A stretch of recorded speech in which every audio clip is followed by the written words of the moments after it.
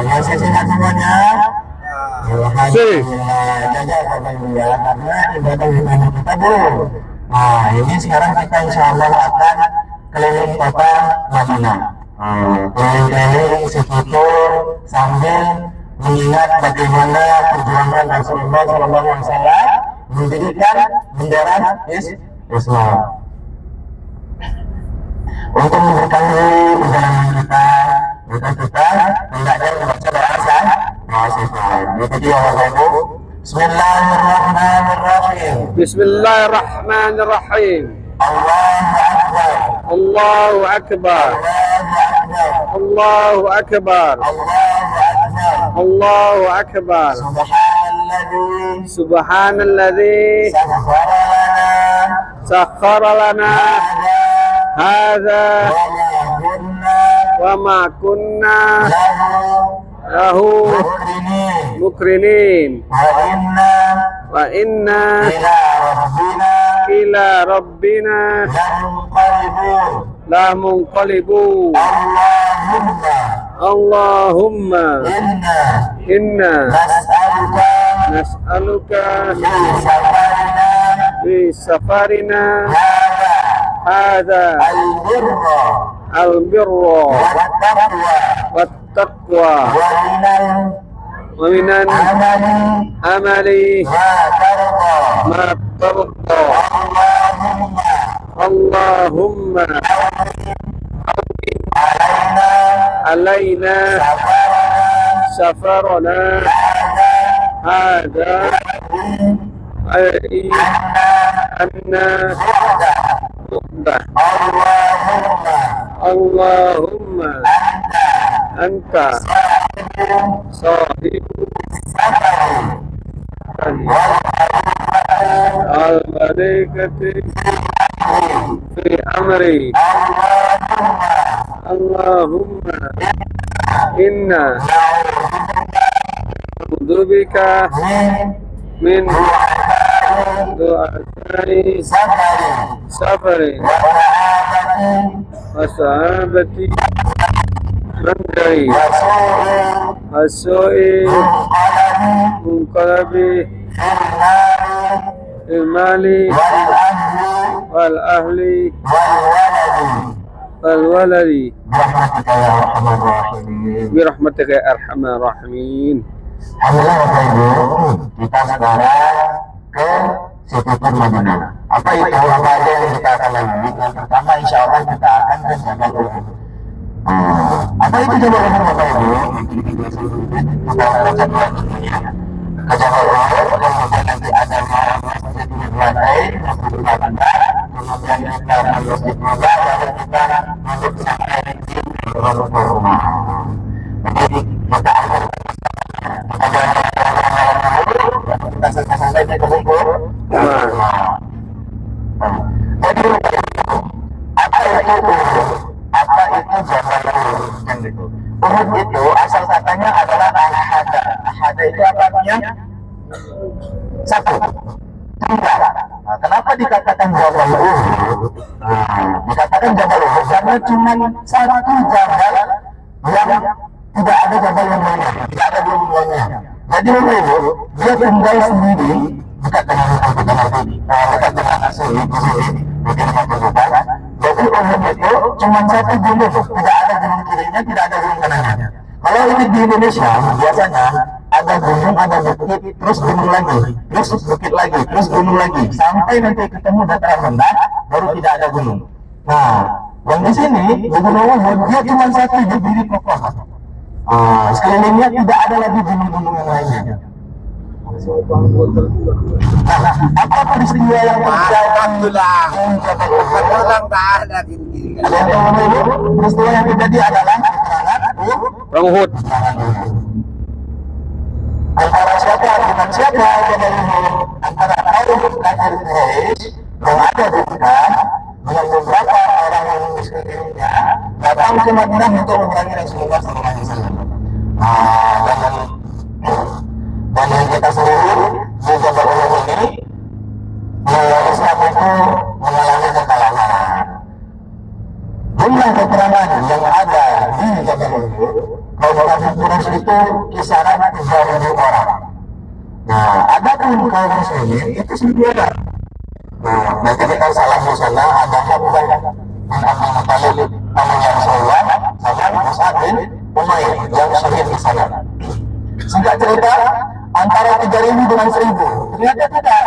Kaum muslimin di sana mengalami perpecahan karena banyaknya pasukan-pasukan munafikin. Apa itu munafikin? Orang-orang yang munafik di kalangan Rasulullah. Jadi sebelum terjadinya perang Uhud, ada kejadian perang Badar. Nah, perang Badar itu veteran Islam semua. Hamzah, kemudian teman-temannya Rasulullah, kemudian Umar, kemudian Ali bin Abi Thalib, itu semua veteran-veteran Islam semua. Nah, ketika di Uhud sudah mulainya tercampur banyaknya orang-orang yang masuk Islam, maupun itu dia secara sengaja, secara sukarela ataupun terpaksa. Maka daripada itu, dari 1.000 pasukan Rasulullah yang berangkat dari kota Madinah ke Gunung Uhud, itu hanya tersisa 700. 300-nya kemana? Lari ke belakang. Karena melihat kafir Quraisy pada saat itu dengan jumlahnya 3.000 orang. Ya, kalau misalnya Islam yang iman kita tidak terlalu beriman, itu kita jumlah. Baru sedikit aja masalah di kamar, kita udah untuk ini itu nggak enak. Kita kan gimana kita? Capek sedikit umur kan nggak enak. Jadi jangan gitu. Bagaimana perjuangan Rasul dan saat karya senada, susah payahnya berjalan kaki ke Gunung Uhud, mengerikan kita. Jadi susah payahnya beliau untuk memegakkan agama Islam, keimanannya digolak karena banyaknya pasukan kafir Quraisy. Kita dengan cuma mungkin makanan nauzubillah misalnya telur, nauzubillah misalnya kambing, macam itu kan banyak ada orang di luar sana mungkin tidak bisa merasakan makanan yang lezat karena makanan tertentu. Kaum muslimin sedang ada konflik antara negara Palestina dan Israel. Kita patut banyak-banyak wa in syakartum la azidannakum, kata Allah. Kalau misalnya kalian bersyukur, kata Allah, kami akan tambahkan lagi. Maka daripada itu, kita tahu kalau misalnya ada apapun yang digandakan Allah dan segala macam, ucapkan apa? Alhamdulillah. Kalau misalnya lagi kesal, ucapkan apa? Astagfirullah. Kalau misalnya lagi takut dan bahagia, ucapkan Masya Allah, Subhanallah, Subhanallah, Tabarakallah. Maka daripada itu Bapak Ibu, jangan kita sedikit saja keimanan kita digoyang oleh Allah Subhanahu Wa Taala, dipuji oleh Allah Subhanahu Wa Taala, kita nah, beberapa ini nanti sampai di sana kita langsung salam, kita turun, kemudian salam kepada Allahkan sudah urus. Kurang lebih ada sekitar 80 sahabat yang dimakamkan di area makam terdekat itu. Nah, salah satunya adalah Hamzah bin Abdul Muthalib. Apa yang terjadi di sini? Ketika perang Uhud ada 3 hikmah yang bisa kita ambil di dalam cerita perang Uhud ini. Yang pertama adalah keimanan kita diuji. Setiap apapun kondisi kita di dunia ini, keimanan kita diuji. Contohnya tadi, dari 1.000 pasukan muslimin yang pergi ke perang Uhud, 300 hilang karena keimanan yang munafik tersebut. Nah, itu hikmah yang pertama Bapak Ibu. Keimanan kita terus diuji. Semakin Allah mencintai kita, semakin banyak ujian di dalam diri kita Bapak Ibu. Nah, kemudian hikmah yang kedua Bapak Ibu, nanti saya kasih tahu.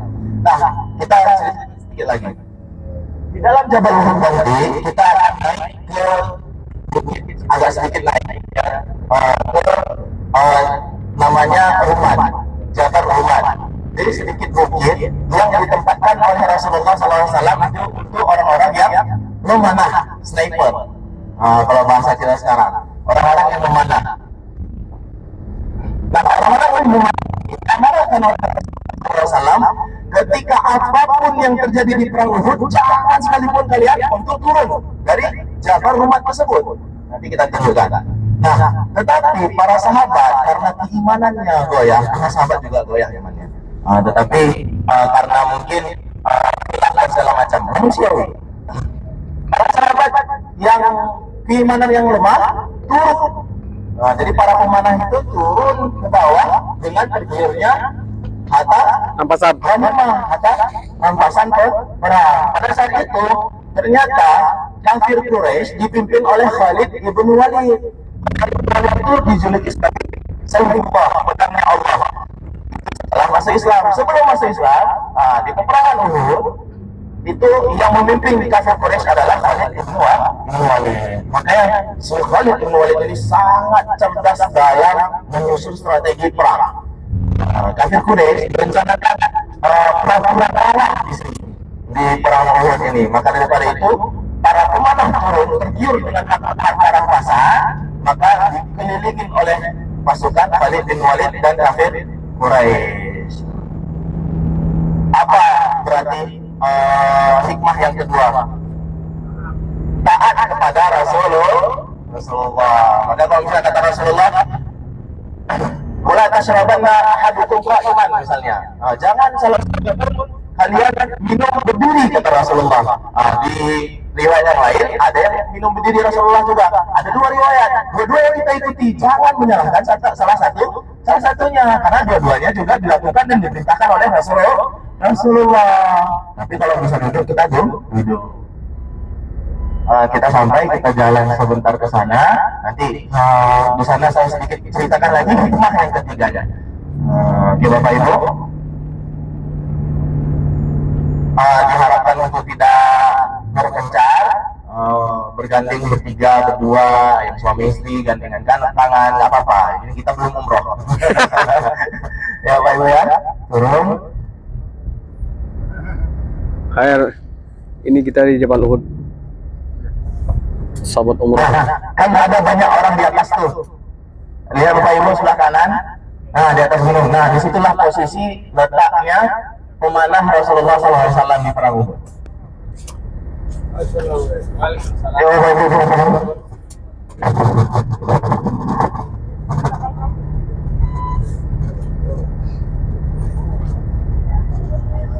Alhamdulillah kita turun ke Jabal Uhud. Insyaallah.